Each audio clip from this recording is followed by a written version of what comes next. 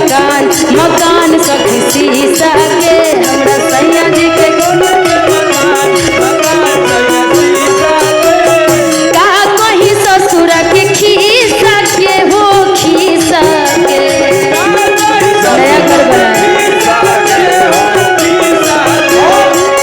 गोलू जी का नया नया घर बन रहा है, इसीलिए मैं बोल रही हूँ कि का कहीं ससुर के खीसा के हो खीसा के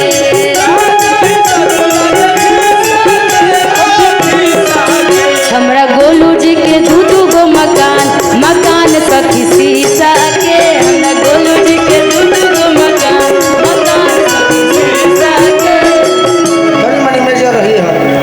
देखिए कलाकारी अपनी जगह है, कलाकार कोई आएंगे आप लोग बड़ाई करेंगे एंजॉय करेंगे, लेकिन हमें ये बताइए कि हमारे राजू भैया को कितने लोग मानते हैं दिल से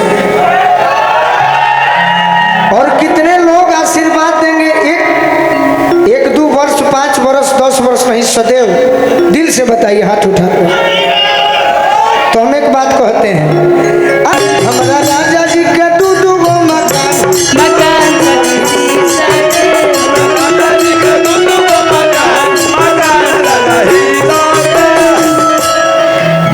रोजे रोजे सैया जी तक कोठावा पर चढ़े रोजे रोजे सैया जी तक कोठावा पे चढ़े। अच्छा एक बात बताइए, दुनिया में हमारे बिहार नहीं पूरे भारत की बात कर रहा हूँ, ध्यान से सुनिएगा। हम कलाकार हैं और ऐसा भी नहीं है कि कलाकार हैं तो राजू भैया को खुश करने के लिए, इनके समर्थकों को खुश करने के लिए हम ये गाना गा रहे हैं कि मोदी मोदी घर घर बोली सारा हिंदुस्तानी।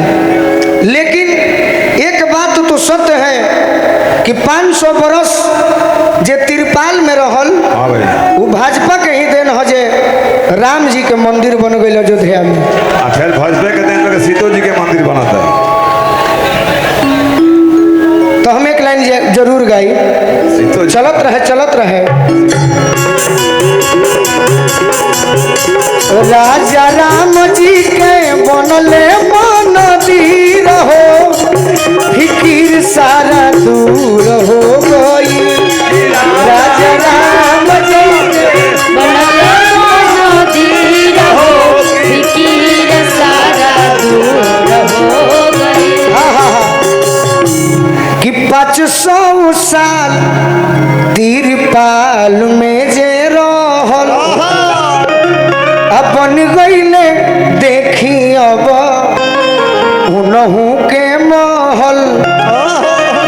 हम अकेले ना कहब कि राजू भैया संगे चलो बकी रहो, फिकिर सारा दूर हो गई। राजू भैया बनले फकीर हो, फिकिर सारा दूर हो गई। बाकी निशा कहतरी कि हम खुश बानी, हमरा राजा जी के दू गो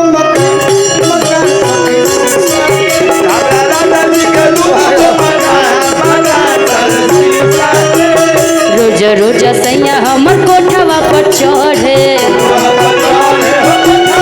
छत पे, कोठवा मतलब छत पे, छतवे कह रोजे रोजे रानी हमर छतवा पर चढ़े।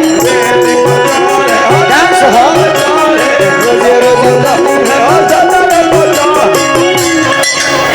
कबो ना बुराई के हु न करबो करे। हम करेंगे रोजे रोजे छाता, रोजे रोजे राजा हमर छतवे पर चढ़े। कबो ना बुराई के हु न करबो करे। लहू के लाचारो चौहदिया के दिशा रे दिशा के,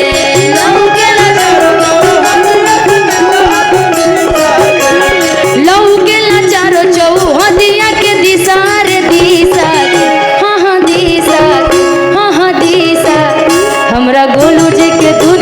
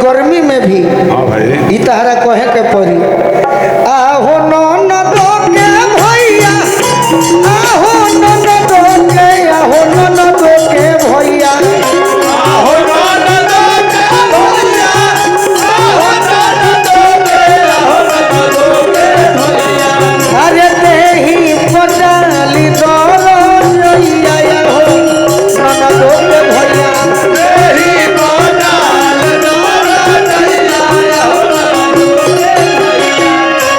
और हमने के झांकी भी देखे के बाद हाँ भाई अच्छा एगो गाना के बाद और हम अपने हनुमान जी से मनाई कि हमारे राजू भैया के पद प्रतिष्ठा